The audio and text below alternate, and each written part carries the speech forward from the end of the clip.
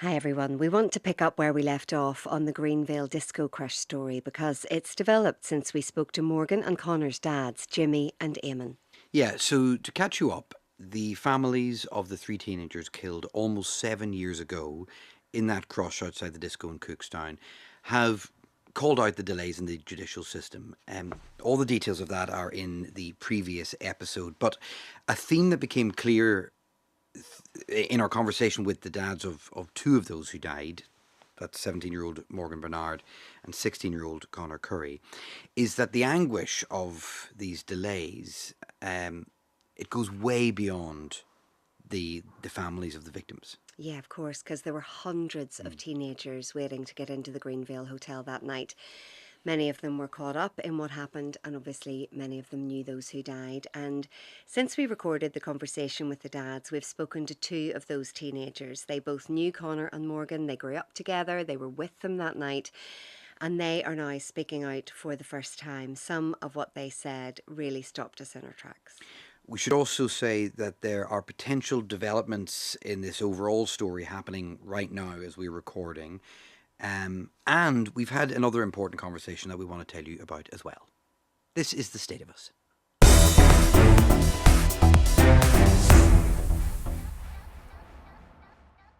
Hello, Tara Mills. Hello, Declan Harvey. I've been struck by the reaction to this story all week and how repeatedly people have said, I can't believe it's been 7 years.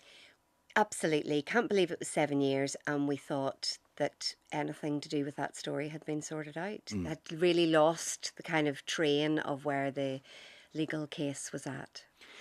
We said in the last episode as well that we spoke to Morgan's dad, Jimmy, in the weeks after Greenville for the first time. And in our last episode was the first time that Eamon Currie, Connor's dad, has spoken. But we are all too aware that we haven't heard in that kind of format yet from Lauren Bullock's family. And why is that, Declan? Well, I've spoken to Mary, that's Lauren's mum, and in the immediate aftermath of what happened, they were advised to, as is often the case, I think we would find, they're advised to say nothing. Sometimes that's just thought to be the best way forward. Sometimes it can be from solicitors. And when you're in the throes of all this, who are any of us to argue with that advice? So they were always told to say nothing. And at the start, I think they were a little scared to speak out because they didn't want to impact anything that might follow. But Mary told me that she absolutely feels represented by what Jimmy and Eamon have said. And actually, the Bullock family are now increasingly happy to speak out. So she's happy for me to talk about the conversation we've had, and down the line we will hopefully speak to them as well. But what I wanted to know mostly was about Lauren, because they haven't heard a huge amount about her. Yeah, because we have these pictures painted now of the other boys, and yeah, we know very little. The first thing to say is that Lauren was a natural leader, her mum said. She was the one who would probably take charge in a social group or a family group. She wanted to be a social worker, and she loved cheerleading. That was her hobby, and was big into that, and was raising money for the cheerleading group, and she absolutely loved it. And actually, the photo that was released of her afterwards, she's wearing purple eyeshadow in it, and that is from her cheerleading squad. And she was always busy. She would have been 24 just a number of weeks ago. And around that time, birthday cards started to appear around her grave. And to underline the point of what we're going to move on to in this episode as well, Mary went up to the grave on Lauren's 24th birthday, and one of her friends was there when she arrived and was terribly upset. And it just underlines this idea that there's a whole generation almost of younger people in that area who live with this still, and they are as caught up in the delay. Can I show you a quick picture? Just describe what you're seeing there. Oh, wow. So it looks to me like a little purpose-built school somewhere in maybe the developing world. Tanzania. Yeah, it just looks so colourful, but you can see from the orange kind of sand outside, that it's not in these parts. No.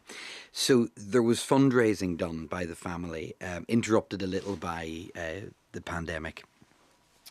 But they started this organisation to raise money in Lauren's name. They did do that. And some of the money has gone to build 2 classrooms in Tanzania. And there's a little plaque in the classrooms that says, "In loving memory of Lauren Bullock, cared very deeply for children, her family and friends, raised the funds to build this classroom."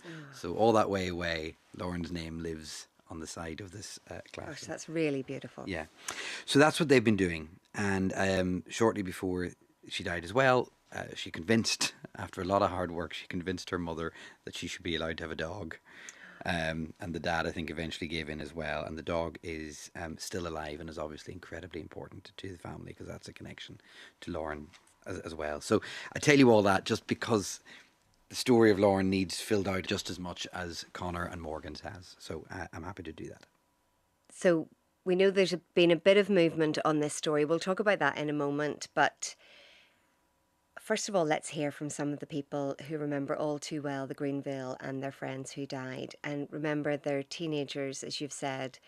Lauren would now be 24. Well, you know, the boys would be around the same age. Life, in some ways, has moved on for those other teenagers.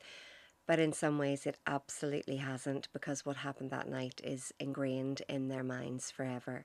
You spoke to Darragh. Just the most remarkable young man. I mean, he really was astonishingly well balanced. He's thought so deeply about what has happened. He talks in such glowing terms about Connor. But he's very honest about how difficult the last number of years have been for him. He's had great support from family and friends. And, you know, I do want to say one thing that I think is very different than the life that people who grew up in Belfast and maybe just bigger cities. And this is a real kind of testament to country people in Northern Ireland and how close-knit they are. And this group of young people who have just been going to school together, socialising together, playing football together. And that has really been what has kept him together, I think, is how he would describe it over this number of years. So, Darragh, take me back to school and tell me a bit about Connor. Oh, that boy, he was something else. He was the type of boy that could make you feel that you're the most important person in the world when you're talking to him. Like, you could be talking about the most mundane things. You could be talking about the weather, and he'd make you feel that your opinion was so important.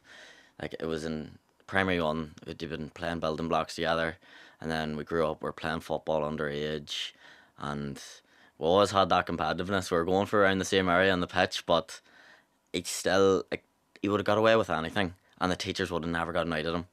And it was almost like we were in each other's shadows almost. We both had each other, and we were always there no matter what, and we'd try to get away with anything we could to the teachers. And somehow, it must have been his smile. If it got away with it. It just disarmed anyone. Like, it would have lit up a room the way he smiled at anyone. And his dad was saying he was quite the charmer with the girls. Oh, it was him leading any situations. If both of us were going in for anything, he was only able to disarm them just straight away. But he had a brilliant girlfriend, Aoife. She was a lovely girl, and she's still very involved with the family, and I'm still very friendly with her. And she couldn't do enough for Kieran Eamon, and she's been there for me when I've needed it, and I've been there for her. She's a lovely girl. And you come from a really tight-knit community, which has been a real benefit to you given the circumstances of what's happened. But give us a sense of what that was like. You know, what was the Greenvale like as the place to go for the disco, whatever, you know, whatever time of year it was, never mind St. Patrick's? Oh, I remember that, like, it was your first kind of sense of freedom.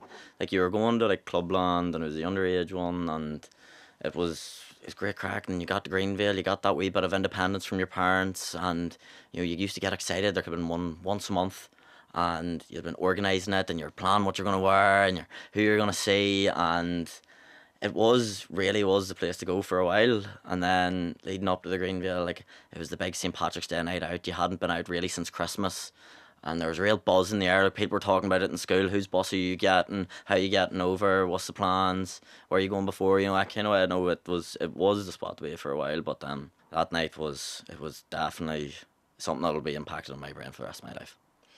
We'll get to a bit more of that in a moment, but so that night, were you getting ready beforehand with Connor? You know, what was the kind of vibe that evening? How much was he looking forward to it? How much were you looking forward to it? We both were looking forward to it for about a month beforehand. We were like, this is the big night out, we're going to have a bit of crack, you know, good night out together. We got ready. I lent him a top, he wore my top out that night. We were both there, you know, spraying each other and aftershave, you know, young lads, like 16, you're like, oh, we're ready to go out, thinking you're men, and, you know, we never became the men, but we felt like we felt like we could do anything when we were with each other. And you were kind of like wingmen for each other. Oh, complete. Batman and Robin is the way I describe it. As Robin, he's the one who had the more charisma. What about, you know, your kind of circle of friends? That was the place to be. And then, I mean, I don't want you to go into, you know, graphic detail about what happened, but give us a sense of just how scary that was and how unexpected it would have been, because we've all been there, we've all queued up, we've all gone to gigs, we've gone to nightclubs, discos, whatever it is, and that is unbelievable what happened. Nobody would have expected that to happen. Well, that night, I remember, I know Eamon said it yesterday in the podcast, but I was against the wall, being pushed, and I could feel like there was someone standing on my calf. I had went down, and I was holding on to that wall just to keep anything there together. I could feel just calf, someone stand fully on my calf. And it was the next day that really put it into perspective, because I didn't think it was that. I was like, there was a stage where I realised it was life or death. I couldn't see anyone. I was being pushed down. I could hear people on the phone screaming, being like, we need help here, we need help, get down here now. This is really dangerous. And when did you realise then that Connor hadn't got out? I saw a big crowd of people all circled around someone lying on the ground. I just saw the green top, and I knew that was the top that I wore. I was like, I just get him to hospital. I didn't think he needed identified. I was just get him to hospital. I just wanted to get him the help he needed. Since then, since what's happened, you've had to give a statement. You're involved in the wider court process, or you think you are. Are you sure about that? What you did give a statement, but just tell us how that side of it has worked for you. Well, it was a couple of days after the funeral. I had to go to the Dungannon police station to give a statement. I think my statement could have been anywhere between an hour and a half or 2 hours long, and it actually ran over what I expected it to be, because I was supposed to go to training that day as well, so I ended up showing up to train late, because the coaches around Edendork were a brilliant help to us young lads at that time. They wanted to get us out, get us training together, just, you know, to get our minds off of things at that time after going through something so heavy, because you can see there's stock images where you see us, and there's videos us all huddled around the coffin and, you know, walking together, and it really did unite us lads together when we were young. And the fact that the court procedure, the investigation, the overall kind of process of trying to find out what happened, what did go wrong, what lessons could be learned, how do you feel about the passage of time? Describe what you've done in your life since then. Since then, to be honest, I've completed my GCSEs, I've completed my A-levels, completed my undergrad, and I'm in the middle of doing my postgrad. So you feel that you have achieved a lot in that space of time, but that illustrates the passage of time. You've gone from GCSE to postgrad. Yes, like, whenever you talk about them few years of your life, they're supposed to be the years where you're completely going on and finding yourself and doing your new things, and you almost always have that, there's always that idea of, oh, I might get called to go to court here soon, or when's this court date going to be, and like, it is there in the back of your mind all the time. And I suppose there are so many of you in that position, because so many potentially will give evidence of what happened on the night. Yes, like, even just from the group of lads that I know that went out alone, and the people in the surrounding area that were out, like most people I know were affected. And is that hanging over you? Is that something that you would prefer to be able to move on from? The court action, I mean, not what happened to you. The court action, just to get a sense of closure for the families. I think the families deserve it more than anything. I think nearly 7 years is far too long a passage of time for anyone to be waiting on anything. So I don't think it's fair that they've had to wait this amount of time to get even a court date, never mind an answer of what's going on. I mean, Darragh, you seem, from what we have spoken to you about, very together, very emotionally intelligent, but you have needed help to get through the last 6 years. Tell me a bit about that. What sort of stages have you gone through where you have found it really difficult, and what help have you got to make you kind of able to deal with it a little bit better? Well, I was very lucky. I've had such a good support family around me. I had my family, a great group of friends I've knew my whole life. I've had my wider circle, and I've had great coaches around Edendork. But I started off with a therapist as soon as it happened. My mum really pushed me because she'd seen it before, and she just wanted to make sure I talk. And it is one of the best things I've ever done, is going and being willing to talk about your feelings and how you feel and why you're angry and what upsets you. I was going through a stage where I was going under panic attacks almost every single day, and I was afraid to talk about them to anyone. And now it's crazy to think that I'm here saying it to however many people will listen, but I think it is a message that does really need to get out there. If you're feeling anxious or depressed or just under the weather, there is always going to be someone who's willing to listen to you. So don't be afraid to talk. Like you'd be willing to listen to your own friend, so why wouldn't they listen to you? And what about Connor? What do you think about him now? Because it's impossible not to imagine what his life would have been like. That boy could have sold ice to the Eskimos. I swear to God, he would have went anywhere. He could have went to any country and done anything. He was as bright and as charming. He could have done anything, that boy. Genuinely, like, and he was the nicest lad. He could have made anyone feel important as soon as he walked in the room. He would always listen to anyone's perspective, and the amount of times he'd make you laugh and get you in trouble in class just for laughing. But I have so many good memories of Connor and me from growing up, and I'm so lucky to have them. I cherish them memories so much, and for a long time all I could think about was the negative things of what happened, and I was angry. But see, now I've got older, I am so lucky and grateful that I got so many good years with such a good fella. So no, I'm very happy, and I'm proud to be known as one of his good friends. You must think about him a lot. I'll be honest, when I was younger and I heard people say I think about them every single day, I used to think it was a bit cliche. I was like, there's no way, like your life's so busy. But every single day there's some aspect, but it's not negative. For a while, like after it happened, it was negative, and I miss you, and I wish I could see you. But now, as I've gotten older and I've gained perspective on life, I've been able to see the small things, like he would have loved to have seen that there, or he would have loved that type of thing, and he would have found that hilarious. And I see the good in it now, is what I really want to get across, is that yes, he may no longer be here, but it doesn't mean he's not with me every single day. And what about his dad and the other parents? You said you listened to their Yes. interview, and it was so clear from what um, Eamon and Jimmy told us was how much you young people have sustained them, keeping in touch, touching base with them, supporting them, doing this today. You're giving so much back to them, and that's really helping them in their grief. I'll be honest, they've been my sense of strength. I've seen how much they've been able to deal with and undergo, and how much they're willing to fight their child, and how much they love their child. And it's an inspiration. It's an inspiration to many. And look, I see Eamon and Kira as almost best friends. I could tell them anything, and I could have the crack with them. And like they were at my 18th birthday. I invited them to my graduation. I'm really grateful to have Eamon and Kira in my life. Just a final point then on the overall court process. I mean, we don't want to get into the detail of it, obviously, because it's a live case, but you have the opportunity here to speak on behalf of all the young people who were there that night, all the young people who suffered a really significant trauma at a very young age. What would you say to the authorities who have an ability to speed this up? What would you say about the delay and what that has impacted on you? I think everyone knows that was 16-year-olds, 17-year-olds at such an impressionable age, going through such a high level of trauma. I think you owe it to them, you owe it to the families, you owe it to the wider community in that area.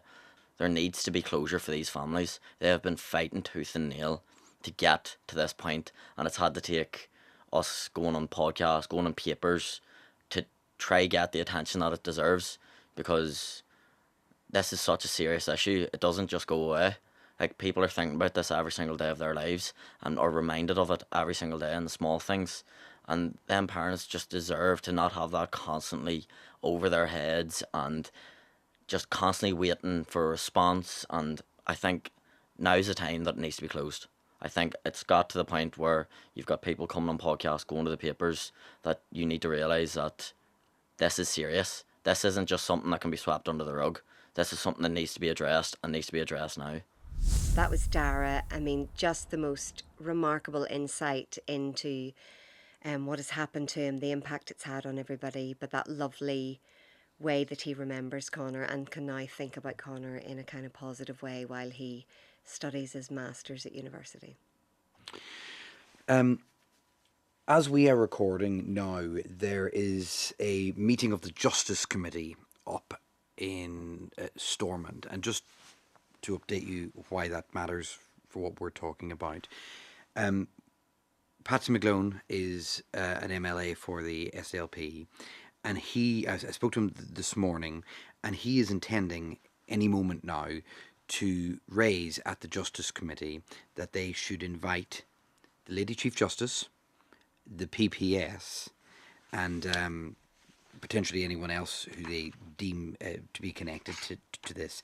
They want to invite them to give evidence at the Justice Committee. Prompted, I think, in a large part, because Patsy McCullagh knows some of the Greenville families, but prompted in large part with the story this week and the coverage. But of course we know there are other families and other cases where the delays seem unreasonable. And so they want to talk about that. Now, there was a statement, interestingly, from the Lady Chief Justice. If the Lady Chief Justice was to give evidence at a Stormont committee, that is not a normal thing to happen. I think her predecessor, Declan Morgan, did it once. It is not a run-of-the-mill thing to do. But the indication seemed to be, earlier in the week from her office, that Dame Siobhan Keegan would be happy to do that, because I suppose she, like everyone else, has an interest in getting this system moving as quickly as possible. So it's explained to me that they'll raise it at the meeting. They'll suggest this. The Justice Minister is the other person that they might invite as well. So they'll suggest it at the meeting. He assumes it'll get broad support there, and then it's for the clerk of the committee to make the invitation, and that could happen maybe in the next few weeks, certainly in the next few months, but it'll depend on availability and stuff. But that's something that we're watching. And you spoke to one of the other teenagers who was there that night. Yeah, this is Jack McCullagh. Jack's in his early 20s. He's working in London. His life has moved on, as you would expect lives to move on. He's finished education. He's in a full-time job over there.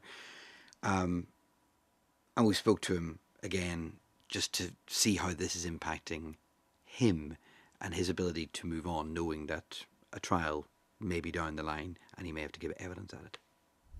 Jack, tell me how you knew both Morgan and Connor.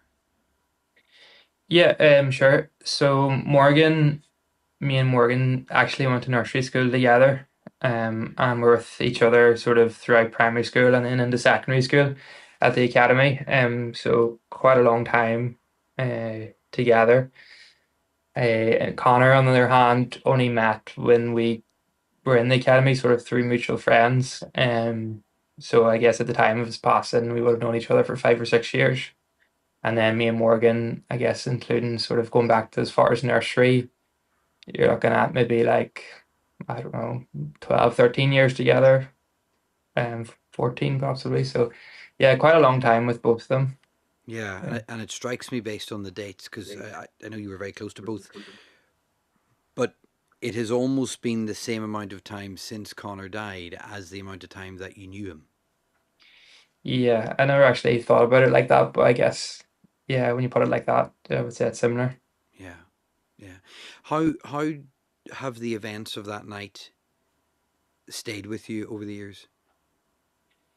Massively, I guess. It's obviously extremely a traumatic event, and when you lose two of your best friends, it's one of those things that, like, there's not a day I go by where I don't think of them. And obviously, it becomes the intensity of it becomes less. Like at start for the first couple of months and maybe the first couple of years, it's the intensity is incredible. Like, there's nights you can't sleep. Um, I guess, but people will be in the same boat as me in terms of like have been to counselling and therapies off the back of the Greenville. So you're really trying to get past it. And I don't think I think after a couple of years now, you realize you don't get past it. You just sort of get stronger at dealing with it. And you, the missing them doesn't go away. So you still miss them the same every day. And I guess for me, is I'm one of those people who thinks what I could have done. Um, like Connor was a year younger than me. Me and Morgan were in the same year at school, but in our like friendship group, I was probably one of the older guys, and I sort of see myself as like the leader of the friendship group, and that I should have looked out for them. And I, as older than Connor, like I should have made sure he was okay. Um, so sort of that always has an impact. And like, could you have done anything differently? Like, could we have joined the line at a slightly different time, and that might have a knock-on effect, and they might not have been in that place. Um, yeah, you just think about any sort of impact. They're big. They're big thoughts for a 17-year-old to start to have to process, Jack. Yeah, absolutely. And there's guilt, there's survivor's guilt immediately after, and you're like, God, my two friends are gone, and I'm still here, and it doesn't sit right with me that that's the case. And now that like I've went on to my A levels, went to university, and now live in London, and I'm getting life opportunities that they didn't get, and that to me is deeply unfair. Are you happy to tell us a little bit about that night? Yeah, it can do. Yeah, can do. You were all together, yourself, Morgan, Connor, in a group of about 10 in Dungannon. That's where it started off, I think, because you were going to get the bus. Correct. Yeah. So we were all together that night. Prior to getting buses, and due to sort of the popularity of the event, there was several different buses, and because there were so many of us, we were split across two different buses. So I think actually Connor's and some of the other guys' bus went from Clyland, and our bus went from Dungannon in the Oak Centre. And on my bus was Morgan and a couple of other friends. And it was just like any other night, really, because we've been to Greenvale several times, got buses over to Cookstown, and everyone's in good form. And St. Patrick's Day, and there's music playing on the bus, and it's all happy and laughing and good crack. And we get there anyway, and sort of we all get off the buses together and walking down to the Greenvale, the big long drive. And the last sort of interaction I had with Morgan, it was freezing because it was March and it was cold, of course. So I just turned to Morgan at the entrance to the drive, and I was like, Morgan, I'm freezing here.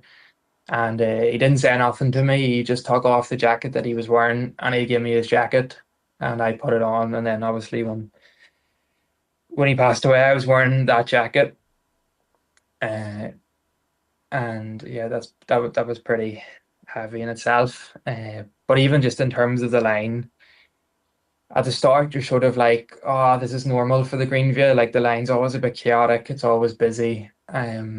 But then that soon sort of goes away, and you're like, right, okay, this is actually very serious, and this isn't just the normal busyness. And then at one point, I just tried to leave the line, but when I was stuck sort of along the front of the hotel, along closer to the door side, and when you try to leave, you soon realize there's no leaving. You're there until things disperse, and your sort of arms are against your chest, and there's no real moving. And then you think at some stage, should I ring the police here? Should I do something? And you can't get your phone out of your pocket to even ring anyone. I'm aware that you said that you live in London now, and that's where you're making your life at the moment. London's a busy place, and it requires quite regularly squeezing onto trains or tubes or buses, or whether it's pubs or nightclubs. How is that for you? Look, fine in terms of the tubes and stuff, because you know it's short term, but like now any concerts or nightclubs I go to, like I'm not in crowds. I'm at the back, enjoying it at the back where there's space. And I guess that's a knock-on effect that probably won't ever leave me. And probably a lot of people there that night that they just see crowds now and they're like, no, we stay away from that. Um and it's worse at the start, like anything. Like the first year or two, you really can't deal with crowds at all, and then you sort of become more accustomed and you do as necessary. But again, that's probably the help of therapy and counselling sessions, and I'm becoming used to it again. But yeah, even to this day, I would still sort of stay out of the busyness and the crowds and them places. I know you're so close with Connor's family and Morgan's family. How important are those relationships to you? Very important, really important. I know what happened was horrific and a real, real tragedy. But I guess one thing I always try to say is that Morgan and Connor sort of left us with a parting gift in terms of like the closeness I have to the families now. Like Kieran Eamon, for example, I would see is like nearly a second mummy and daddy, and they Connor's look out parents. for me. Yeah, Connor's parents, sorry, and they look out for me, and they look out for the rest of the boys, and then you go down, and you get to spend time with Connor's brothers, and it's nice to have that relationship because something great has came out of something so tragic. Uh, And the reason we're talking to you today, and we're really grateful that you have spoken, is because we are approaching 7 years on. What is your view on that delay? I guess it's one of a lack of understanding. I'm not a legal professional. I work in finance, so I don't get the delay. Number one, obviously, people who are more qualified than me in that area will be able to tell me the legal reasons. And that's fine. I guess there probably is legal reasons, but there has to be some consideration of the people involved here, the families who just can't move on with their life until this is changed, the friends who have this hanging over them at all times, no one in your back of your head, even myself being in London, I would think of it most days and stuff. Oh, when's this coming? When's that case going to be? When are you going to have to deal with the baggage around a case on a trial? I know the result of this case isn't going to bring my friends back and to bring sons and daughters back. I completely understand that. But there has to be an element of people need closure. And I assume there is still a lot of processing that needs to be done as you become older, and your worldview becomes a worldview of an adult rather than of a teenager. To have this hanging over you in the background, do you find it interrupts that process, that it kind of stops you processing? Yeah, it does because it's still not closed off and you can't say, right, at least the case is done. There's not that, and there's not even a sign of that on the horizon. So I guess for everyone involved in this, it's still an open wound, and it will continue to be so until something changes and the case is brought forward.